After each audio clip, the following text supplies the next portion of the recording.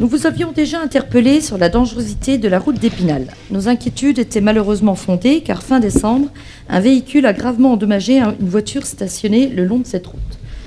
Que comptez-vous faire pour rassurer les riverains ? Madame la conseillère, il s'agit en effet d'une portion de la départementale donc 420, limitée à 50 km/h en agglomération, puis à 70 km/h à compter des Moitresses.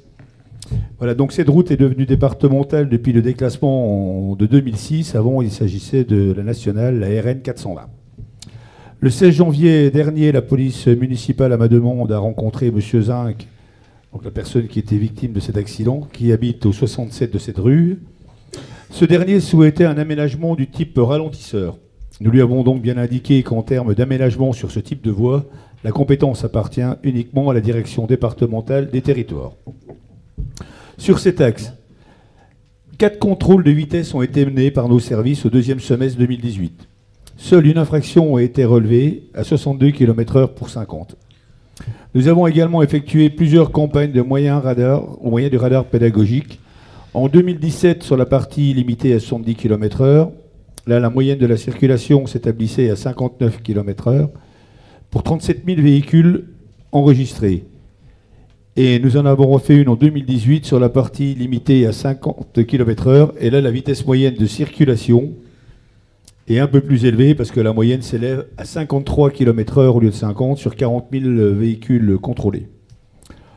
Je précise quand même que les plus grands excès de vitesse ont toujours été enregistrés de nuit, entre 23h et 5h du matin. Nous allons donc renforcer de l'autre côté notre action sur cet axe en multipliant des contrôles de vitesse. Je me fais également le relais vers les services de la police nationale pour des contrôles nocturnes. En termes de réflexion d'aménagement, je rencontre avec la police municipale donc le 12 février prochain M. Habert, chef du bureau circulation et sécurité routière à la DDT, dont la spécialité est d'analyser les facteurs d'accident sur ces routes départementales. Il pourra, je pense, nous préconiser des solutions. Nous avions déjà eu des contacts avec, notamment sur la route d'Herbaville, où la vitesse a été limitée sur un secteur de 90 km/h à 70 km/h. Donc on avait réussi à baisser et les riverains en étaient contents. Mais il est certain que le problème de la vitesse, on le rencontre ailleurs. C'est pour ça que je vous le dis tout de suite. Rue du lieutenant Bachelier, qui est une rue qui vient d'être refaite. Et depuis que cette rue est refaite, j'ai des appels 2 à 3 fois par semaine, comme quoi la vitesse est déjà excessive. Donc des contrôles radars seront également faits dans les semaines à venir sur ces rues-là. Voilà, monsieur le maire. Lors de la cérémonie des vœux aux Déodaciens, lundi 7 janvier 2019, vous avez remercié les femmes pour leur soutien. Des événements sont-ils envisagés cette année afin de souligner leur importance dans la vie de la cité? Nous avons décidé de donner, sous l'impulsion de monsieur le maire, une ampleur particulière aux événements que nous portons maintenant depuis le début de notre mandat. Donc, à savoir 3 grands événements dans l'année, principaux. Le 8 mars, la Journée internationale des droits des femmes. Le 20 octobre, dans le cadre d'Octobre Rose, ma ville se ligue contre le cancer. Et le 25 novembre, la Journée internationale de lutte contre les violences faites aux femmes. Donc, dès à présent, je peux vous parler de la journée du 8 mars parce que le programme est pratiquement arrêté. Nous aurons des interventions, des actions plus nombreuses et riches sur différents quartiers et structures de la ville durant ces journées et également durant les semaines précédentes ou suivantes. Je vais vous donner donc les grandes lignes du programme. Cette année, nous avons pris comme thème l'engagement des femmes du territoire. Alors, l'ouverture officielle se fera dans le jardin Simone Veil, avec des chants et puis des lectures de textes par les élèves du lycée Georges Beaumont, qui sont toujours près de nous pour tous les combats. Ensuite, on aura aussi des lectures, on va se diriger vers la Tour de la Liberté, toujours avec les élèves du lycée Georges Beaumont et Olivier Dautrey, ancien pensionnaire de la Comédie Française, pour des lectures sur les femmes d'exception qui ont marqué l'histoire. Ensuite, on aura un témoignage d'une personne de Saint-Dié qui a fait un livre de Madame Claire Bouff-Olmar-Odette, que je salue. Ensuite, nous aurons le café littéraire en partenariat avec la librairie Le Neuf, avec Brigitte Kernel qui nous parlera des femmes comme Agatha Christie et Françoise Sagan.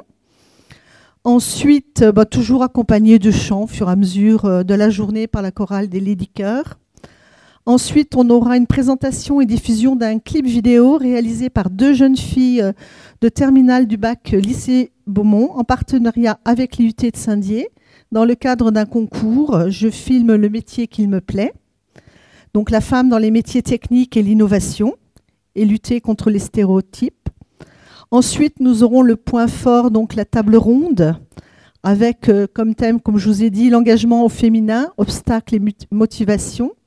Donc dans différents domaines, l'entreprise, la politique, le sport, bon, l'année du vélo, la culture et la diversité. Donc on aura tout ça en présence de la déléguée départementale aux droits des femmes et à l'égalité, Madame Brezas, Madame la sous-préfète qui nous fera l'honneur d'être là, et notre maire bien évidemment. Donc on aura des échanges et des débats, donc avec principalement donc Nadia Triquet, championne de France en cyclo-cross, parce que l'autre personne n'était pas disponible, elle est en entraînement à l'équipe de France. Il y aura Anne-Claire Coulon, qui est femme innovation sociale, entreprise et présidente de FAS Vosges.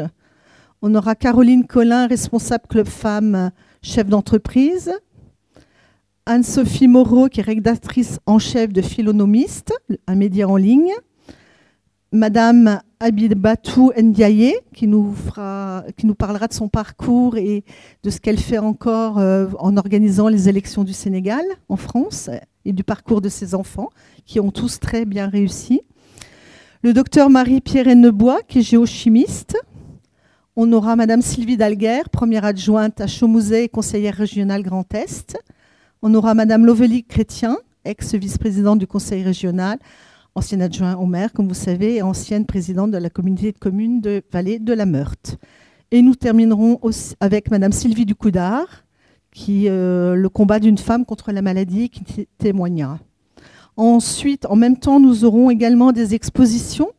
Donc au Centre social Germaine Tillon, Cœur de femme, fan de cœur, avec la Fédération française de cardiologie. Je remercie le docteur Bourdon. Au musée Pierre-Noël, nous aurons dans le hall du musée des déodaciennes remarquables dans les collections du musée. Il y aura toute une exposition de femmes déodaciennes. Et à la Tour de la Liberté, le jour du 8 mars, il y aura une exposition de sculptures et de toiles, la femme réalisée par les résidents de l'ADAPI. Donc on fait vraiment fonctionner tout le monde. Et donc au centre social Lucie Aubrac, le 4 mars, il y aura un café citoyen sur le thème l'égalité homme-femme, et une exposition l'égalité n'est pas sorcier. Et le 5 mars, il y aura une projection débat du film Les Suffragettes. Et le 6 mars, il y aura Artisans du Monde qui proposera un marché solidaire avec un grand jeu quiz pour les enfants. Et au centre social Germaine Tillon, il y aura une projection débat avec, sur le thème la place des femmes dans le sport, puisque notre nouveau directeur est un spécialiste du sport, donc il va faire un débat avec un documentaire intitulé Lady Stern. Voilà, donc comme vous voyez, un programme très riche qui a été conçu avec vraiment beaucoup d'associations, d'intervenants, de Saint-Dié et des femmes du territoire. Alors, la Tour de la Liberté, symbole du bicentenaire de la Révolution, signée de l'architecte Normier, a rejoint la ville de Saint-Dié-des-Vosges il y a 30 ans. Elle s'est inscrite dans le paysage déodacien. Depuis 2014, vous avez engagé un programme autour du parc, mais à aucun moment vous n'avez annoncé de travaux au niveau de la Tour de la Liberté. Les déodaciens peuvent constater que son état nécessite un entretien régulier, avec entre autres la présence visible de rouille. Pouvez-vous nous indiquer si un état des lieux de la tour a été réalisé et si des travaux sont envisagés ? Alors effectivement, la Tour de la Liberté est le symbole du bicentenaire de la Révolution de 1789. Assemblée une première fois au Parc des Tuileries, avec sa sœur jumelle en 1989, la ville de Saint-Dié-des-Vosges devient propriétaire pour le franc symbolique. Est fait inaugurer cette tour le 14 juillet 1990. Quelques dimensions, quelques cotes, 36 mètres de haut, 1440 tonnes. Dans le parc, elle est érigée dans le parc Jean Mansuy.